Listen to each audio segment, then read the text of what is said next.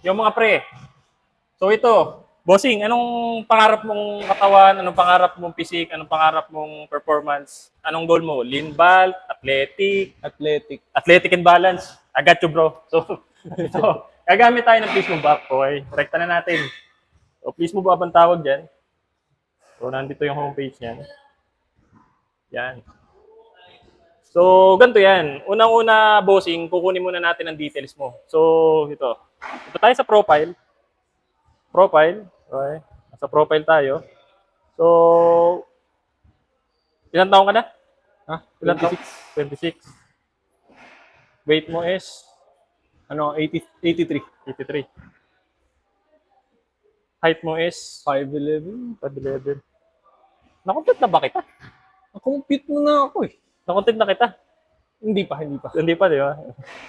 So, activity level is ilang beses ka nag-workout? 4 to 5.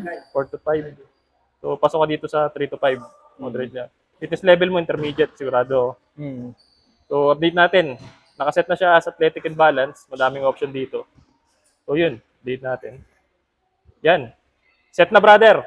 So, ito. Punta tayo sa workout. So, ito yung workout mo Monday to Sunday. Okay?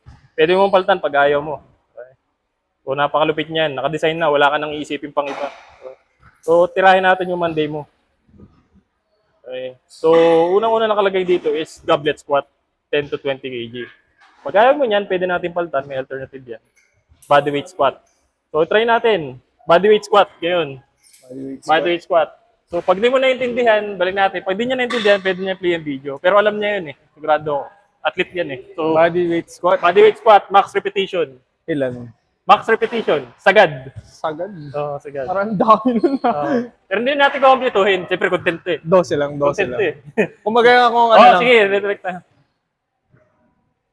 Yan. Yan. Kita mo naman, proper form.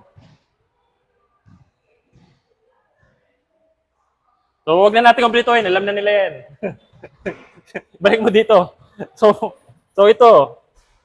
Para makapagpahinga ka, may 2 minutes rest yan. So, 4 set. Start rest timer. Yan. So, tutunog yan. Pagtapos mo ng 2 minutes, okay na yan. Pwede ka kahit tumambay. Okay? So, may notes din yan. Yan. Kung anong record mo ngayon, pwede mo balikan next week. Pwede mo insert. Yan. So, ito. Balik tayo dito. Makita mo yung notes dito. Gawa siyang up. Yan.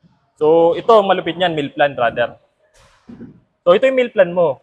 Ito yung base na calorie intake mo o TDEE. 2,800 calorie per day ang kailangan mo tirahin. Okay? So, Monday to Sunday rin siya, parang kagaya ng workout kanina. So, check natin yung Monday mo. Yan. So, Filipino food, tinan mo, tapsilog with garlic fried rice and eggs. Saan ka nakakita ang meal plan na ganun? Nakalagay na yung ingredients. So, ayan. Instruction, nakalagay na. May preparation instruction video pa. Okay, paano gumawa niyan. Matututo ka pa magluto. So, nakalupit niyan. Pag ayaw mo ng tapsilog, gumay ka na, pwede mo palitan. Yan. Smoothie with banana oats, may alternative. So, 800 calories pa rin. It's all about calories lagi yan. So, lunch mo, chicken adobo, pwede mo palitan pag ayaw mo. Pansit canton, kasama din. Diba? May gulay nga lang. Medyo balanced meal siya. Hindi siya pure high protein, hindi siya keto, hindi siya ganun. So, kailangan kasi ng energy. So, yun. So, yun lang. Napakalupit ng app na to. Bye!